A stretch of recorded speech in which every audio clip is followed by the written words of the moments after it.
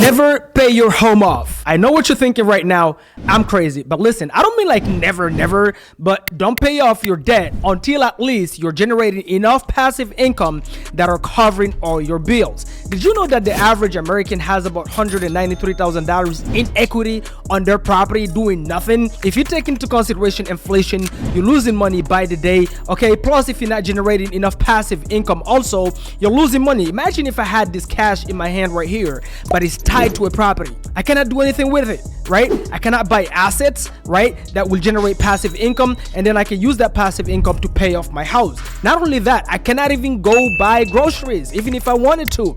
And you guys know how things are expensive right now. So the first thing first is I'm going to break down for you what equity means. Okay, what is equity? Equity is, let's take the example that I have on my board right now. So let's say in this example right here on my board, for example, your home is valued at $500,000. Your home is worth $500,000, but you only owe to the bank, Wells Fargo, Chase, doesn't matter, you owe them $300. So the difference between $500,000, which is the value of your home, and $300 that you owe to the bank is $200,000. So in this example right here, you have about $200,000 in equity. And here's how the math works. I'm gonna break it down for you. So typically, you cannot just walk into the bank and access all of it at once, right?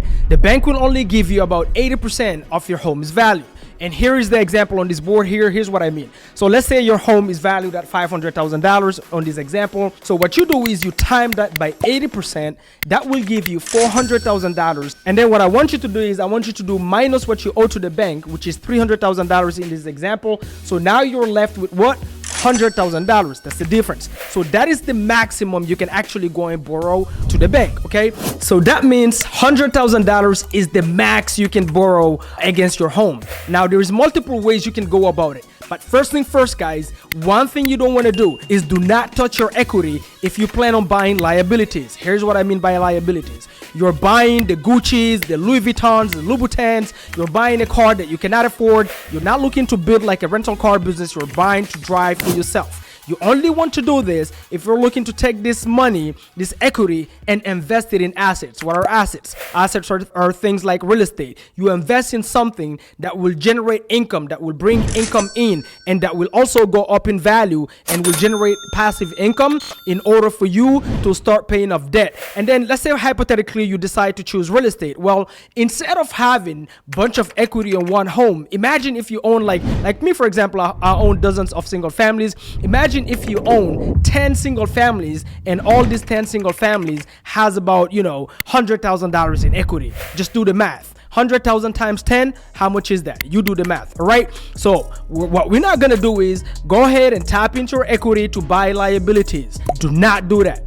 Do not do that. All right, so here's how it works, guys. There's two ways you can do this. One way is you do what we call a refinance. I really don't advise it, especially in 2024. The interest rates right now are crazy. That's number one. Number two, if you do a refi, guess what's happening? Yes, the bank is going to give you most of the cash, but the problem with that is now your mortgage goes up and you don't have yet your next opportunity lined up where you're gonna invest. So you don't want to do that. What you want to do is you want to access to that cash only when you have an opportunity lined up to invest that cash in that will generate passive income. Okay, so the second option is what I prefer, is what we call a HELOC. And basically what a HELOC is, guys, look at it like a credit card. Okay, it's like a credit card. So what's happening is you're going and borrowing against your equity and you're paying as you use. So let's say, for example, the bank give you the whole $100,000 in this scenario.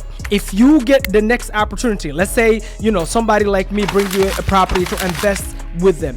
Well, if you have a HELOC, a home equity line of credit of $100,000, but I only need $50,000 from you, guess what? Now you can just go ahead and use $50,000. A HELOC, the way a HELOC works is you pay only what you use. So you have access to $100,000, but you don't pay, you don't start paying interest on all of it unless you use it. You only pay interest on the amount that you use. That's what I love about it. Now, when you borrow a HELOC, you guys need to know that the interest rate is not stable, meaning it's variable interest rate. The interest rate can change. The way you mitigate that is once you invest in the investment vehicles that you're interested in, guess what you do? You go ahead and do what we call a rate and term refinance. I just did that on the property that I own in Baltimore City. Okay, a rate and term refinance is basically you refinancing just based on the debt that you have on the property. Like that property, I owed about $190,000.